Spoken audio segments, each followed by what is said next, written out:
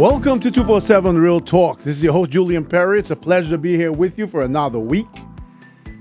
How do I want to start this? You would have seen the broadcast started on YouTube tonight with a tribute to 9/11. We will never forget, and that's because we never will.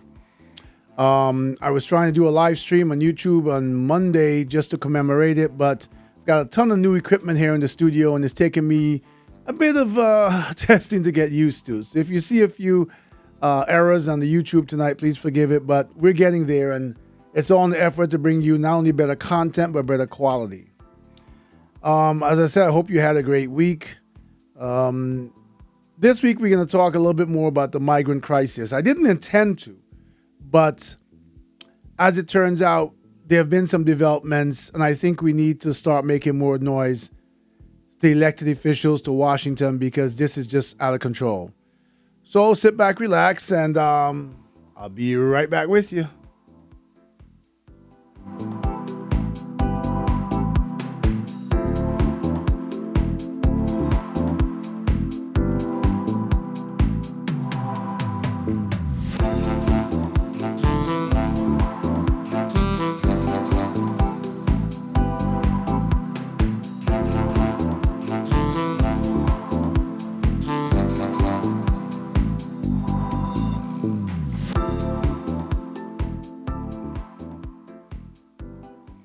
So welcome back to 247 Real Talk. As I said, it's a pleasure to be here with you. A couple of weeks ago, I think it was 2 episodes ago, we talked a bit about the migrant crisis, and at that time, I expressed my concern about who these people are, what the vetting process is, how long it takes for us to vet once they cross our borders. By the time we do, how many of them have disappeared, whether they're part of an orchestrated effort to maybe, for different organizations to get cells into the United States. And it's a poignant conversation because this past Monday, again, we commemorated September 11th. And again, before I even continue at the opening of this broadcast, I meant to offer my support, heartfelt, sincere, warmth, blessings to those who are still mourning the loss of their loved ones, and those who are dealing with the aftermath and the illnesses. And we know that people from that time and from that event are still, still leaving us. And so it's relevant because when we looked at what happened after 9/11, we did a lot of things to tighten our borders, to make sure that the influx of people were vetted and that we didn't have the opportunity for anyone to come in to create a new type of cell to inflict that kind of hurt and damage on us once again. And it's sort of important for us to really pay attention to this because we don't want to experience that again. Plus, we live in a world now where there's there are drugs, there are cartels, there's a lot of killing, there's a lot of violence in New York City. I think yesterday there's a spot in Brooklyn where there's been a racket going on, I think, where some people have been buying mopeds and giving them to the migrants to do deliveries with to earn a living because, everyone has been slow in getting the people who are vetted to even get a job. But all these mopeds have been illegal, and they've been acting illegally. They've been riding on sidewalks. They've been, people, the pedestrians on the sidewalks have to jump out of the way. They've been very rude and very aggressive about their riding. And I think the day before that, the NYPD raided some shelter and seized. So yesterday they seized, I think, 12 mopeds, illegal mopeds. I guess not unregistered, and on the streets. And then the day before, they went to a shelter and they seized 6 of them. And lo and behold, they ended up in a fight, a fist fight, a physical fight with about a handful of migrants. I think 6 of whom were arrested. So we have to be concerned about who's coming in. I'm sorry, it's a little hot in the studio tonight. Who's coming in, why they're coming, and do our due diligence to make sure that we have people who are going to be productive in our society. But it goes further than that. It goes further than that because this week our mayor had to introduce the reality of cuts to services to help to pay for this expense that is almost catastrophic now in its own realm. I think the count is about 100,000 migrants have now entered since in the last. I'm not sure how long the period is, but in the last year, I would say. And we have been footing the bill. Now, let's talk about fairness. Put aside your political affiliations and rhetoric for a moment. You know me. I don't pick a side, Democrat or Republican. I say right is right and wrong is wrong. This is a federal problem. These migrants are being bussed into New York from other states. It so happens that they're being bussed here by governors from Republican states because they are playing the political game. They're not helping at the federal level. They're not sitting down with those across the island saying, look, we've got to help everyone because this is a problem in this country. They are making a divided line and saying, well, President Biden did not continue President Trump's policy, so therefore they've made it a Democratic problem. And while they're doing this is what I've spoken about time and time again. While they're doing this, fighting against each other, pulling political punches, looking for political capital, going tit for tat in the ring by themselves, they've forgotten the audience who's not only looking on, but the audience who are, let's liken this to a boxing match. We paid the price to come to the show hoping to get the benefit of a good fight. What we are watching is not entertainment, so to speak, and we're not using the word entertainment, but not something for the benefit of us, the viewers, us, the people, us, the ones who put them there. We're watching as if we're sitting in the movie theater and watching a movie of war between Democrats and Republicans in Washington, D.C. So the result is, because New York is a sanctuary city and because New York is majority Democratic, these Republican governors have felt that it is their nastiness, it is their immaturity, it is the exhibition of why they should not be governors, okay, to make a decision, a humanitarian decision, because this is a decision that affects people as human beings. This is not a decision where they do something and the collateral damage is no big deal to the people of this country. They're sending all these migrants to New York. New York is footing the bill and doing the humane thing while trying to vet all these people. How about when the people come into let's start with this. How about when the people come into your Republican so-called red states, that you help with the vetting to start with, that you join the conversation to the federal government and say, give us money and we will house these people. Give us money, we will build locations. In every state has got wasteland, so to speak. When I say wasteland, not uninhabitable land, but land that they can afford to designate to house people who have been vetted and put those people to a process of immigration while giving them temporary ability to earn a living so they're not such a burden on the state, while making sure that we band together as Americans to say, federal government, we didn't make this decision, so therefore we need you to provide us with funds to do this. And when I said catastrophic to New York City, understand what I'm saying. I'm saying that now with these cuts that you're forcing the hand of New York City's mayor, these are likely going to be cuts that may result in cuts to services of United States citizens who live in New York. What do you want us to do? I know what you want us to do. You want us to turn around and blame President Biden and the Democrats, right? You want us to go and say, hey, this is your fault. You're struggling for political capital. Keep that nonsense for the debates when you guys are going toe-to-toe and trying to convince us to give us your vote. We don't need that now. We're not part of your campaign right now. We need you to come together as our government and solve this problem. To stop the bickering like two little babies sitting in high chairs throwing cereal at each other and act like the adults and the mature, brilliant people that we thought you were when we elected you.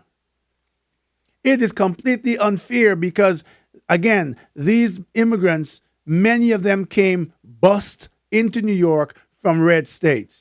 And I'm calling it red states and making distinction just to say that these are Republican governors who did this, so they made a political issue. These are not people who came across the borders and on their own decided we're all going to flood New York. We were flooded purposefully. We were flooded vindictively by people who want to say they're leaders and should be part of the government of what we still call the greatest country in the world. We are allowing these people to make our lives difficult while they sit there in their high chairs playing their stupid chess games against each other and completely, again, ignoring the fact that we put you there. Last week's episode, when I talked about aristocracy in Washington, I talked about term limits. Term limits would solve this because all of you governors and all you people who are doing this now, we make sure by hook or crook that you're not there. If in the red state you have that kind of popularity that you get elected again, then you only got one more term to do your nonsense. And then you're out. And the pressure will be kept up and your legacy will not be the last few months before you leave government and everybody forgets about the atrocious behavior that you've exhibited for all the years and years you've been there. You've been there too long. You've gotten too comfortable with controlling your constituents, and you've gotten too comfortable being in a position where you can now say, I can do these things, and I have all these people sort of under my control, and they're going to vote for me again. It is time for this nonsense to stop. It is time for us to understand that we are human beings, that New York is New York. Wow, it is hot in the studio tonight. I actually have a problem with my AC. So for those of you looking on YouTube, if it looks like I'm perspiring, yes, I am. But I'm not going to stop it. I'm not going to stop the show. I'm not going to stop the message just because of that. I'll battle through it because you know what? We all have to battle. This has to be a battle. This has to be a battle because without it being a battle, we're going to lose the war. I think I'm supposed to be looking into that secondary camera tonight. I'm still getting used to things, guys, but understand, hear my voice, hear my message. This presentation to you will get more involved.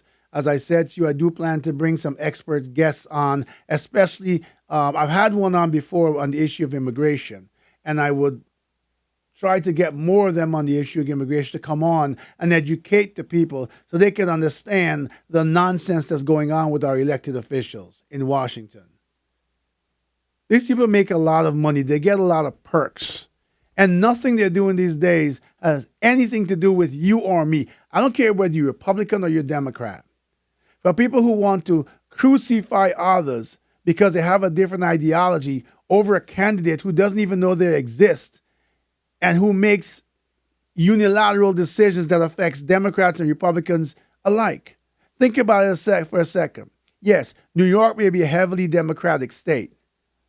But does New York only have Democrats? No, there are Republicans in there who are going to suffer. And they may want to sit back and say, oh, well, this is because of President Biden or whatever. But the fact of the matter remains, you are suffering and you will be a victim and a recipient of the hardship that comes if there have to be more cuts or there have to be cuts to city services, all because someone from your own party, Republican Party, decided to send immigrants to New York. Let me make this clear. Let me use this camera where I have a real close-up. I don't care about Republicans. I don't care about Democrats. I don't care about independents. I don't care about libertarians. I care about human beings and human lives.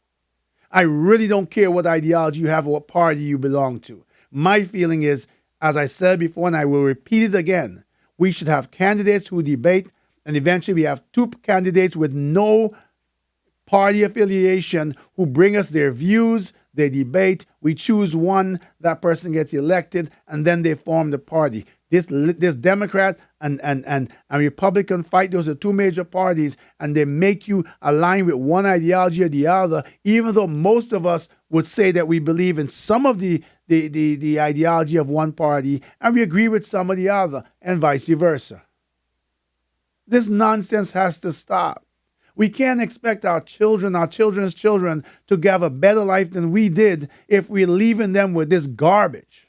And this is garbage. Make no mistake about it. What's going on in Washington, D.C. today, Republican or Democrat, is garbage. It is an atrocity. We should be ashamed of ourselves being or supposedly being the example to the rest of the world and exhibiting that type of behavior, to the point where Vladimir Putin is even weighing in. Vladimir Putin, who invaded Ukraine, who has killed thousands and thousands and thousands of people to take their possession of their territory, is weighing in and saying that America is an embarrassment to the world. That's a slap in our face, and it needs to stop, and it needs to stop now.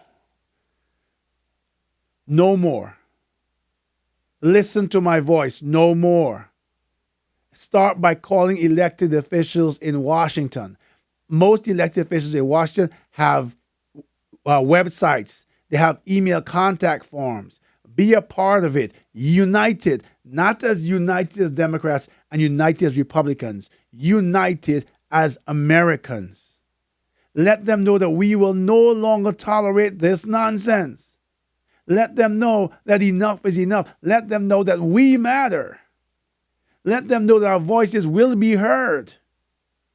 It would be an amazing thing if one candidate in some election, maybe not in my lifetime, who knows, but one candidate is so good that it causes tons of people from an opposing ideology or party to unite and to get the majority of votes across the United States of America. Not, a slight difference, but a massive movement of us as human beings uniting as one, as people, as human beings, looking for righteousness and things to be done the correct way.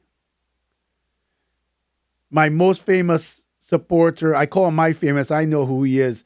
I always bring this up because it makes him laugh these days.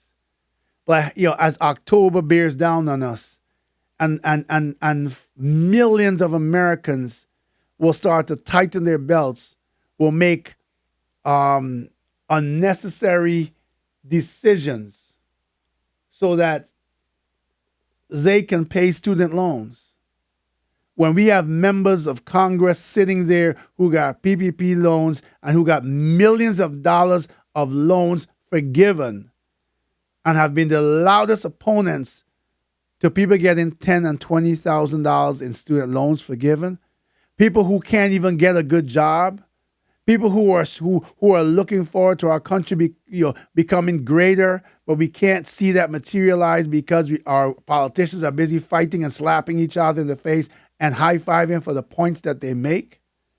Our politicians who are so focused on stabbing each other that they've forgotten, I'll say it again, that they have a job to do. This is an embarrassment to the world. There are countries in this world that are way less wealthy than the United States that make sure education is free because they understand that when they invest in their people in turn invest in their country, in their infrastructure, in the entire environment. You educate your people, you lift them up, and that's one way to make your country greater and greater and greater. Charity begins at home. We are so focused on making sure that for foreign policy, we make sure we give all this aid to Ukraine. And don't get me wrong, what Vladimir Putin is doing there is inhumane, and they deserve help. But how can you go overseas and help and then vote against helping your people at home? I'm not going to stop talking about the student loans. But for my dear friend who will probably laugh when he sees this, I'm going to add something else that he reminded me, and it's the truth. I'm going to add pharmaceutical companies to this conversation. The cost of medication. The billions of dollars they make on the backs of sick people. People who have insurance and go to the pharmacy to hear, oh, they don't cover this one. Or, this is the best medication, but your insurance doesn't cover it. You have to pay out of pocket. I can't afford to pay out of pocket. So I got to make a decision of having my doctor write a different prescription or doing without. Americans have to make a decision about taking the right medication for their health, because we've allowed pharmaceutical companies to become kings and queens. It's a business. Whether you are sick, whether I am sick, whether we struggle and recover, or whether we have a miserable time and we die, a lot of times that journey is codependent or dependent on the medication that can take us along that journey. And we have to make life-altering decisions based on somebody's bottom line and the size of somebody's bank account. I'm going to keep telling you these things. I'm going to keep bringing these stories to you. I'm going to keep getting in your ears, and I ask you again, as tough as these issues are, to please subscribe and share this podcast. I want people to get energized with me, or if you disagree with me, get energized enough to have a conversation with me, a respectful conversation. And let's reach a place where we have mutual understanding for the people, by the people. And if I get you angry with pharmaceutical and government because of what I'm saying, then part of my job is done. Because maybe I'll get you angry enough that everyone will start carving out a bit of time from their day to write to the elected official. I know a lot of times you write those things and they don't respond or they don't even read them. But persistence pays off. You do it enough times. You make it, just like you get up every morning, you make breakfast. You say, 1, 2, 3 times a week, every Wednesday at 12 o'clock.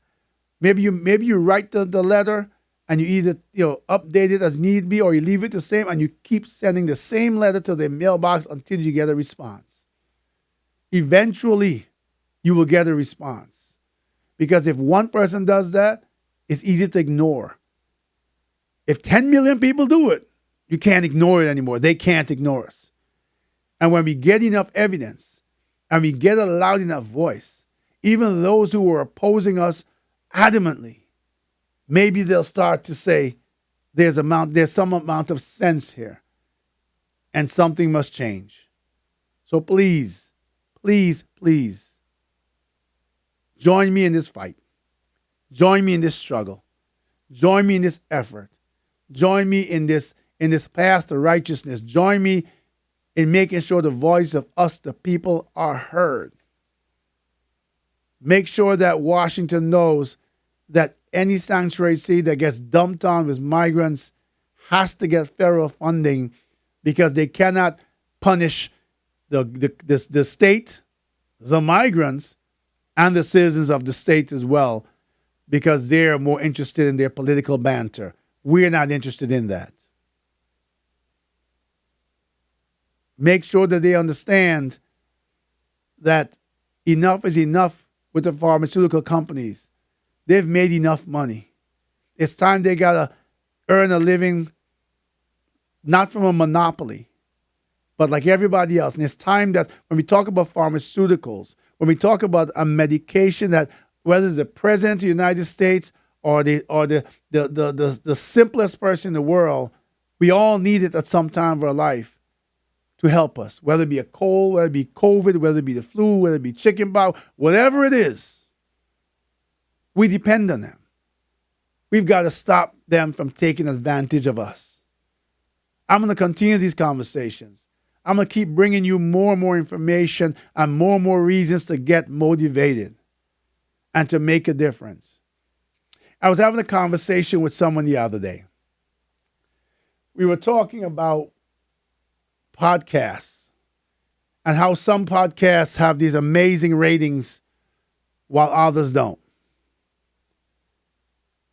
And when we examined some of the things that make them popular, people like to laugh. People like to see funny things, or people, believe it or not, like to see tragedies. People like to hear personal information about others, their private lives, their marriages, their kids of celebrities.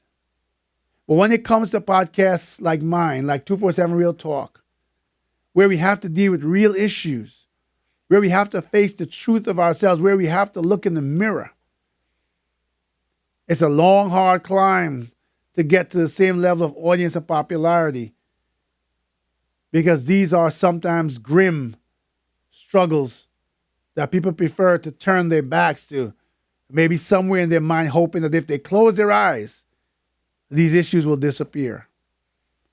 I thank those of you who have stuck with me and continue to stick with me, who have engaged me and who actually have conversations every time an episode drops about the seriousness of what's going on in our country, about our commitment and our responsibility to ourselves and to those who come after us, and about brainstorming in different ways that we can step forward and make a difference.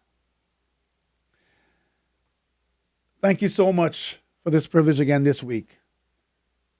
It's always an honor and a pleasure. As I close out this episode, I'm going to go back and reflect one more time to September 11th. August 25th of this year, I shared with you that on my way to work in the morning, I was hit by a car. I'm still haunted by the moment where my eyes met the hood, and I'm still bewildered by how great God is that I'm still here to have this conversation with you.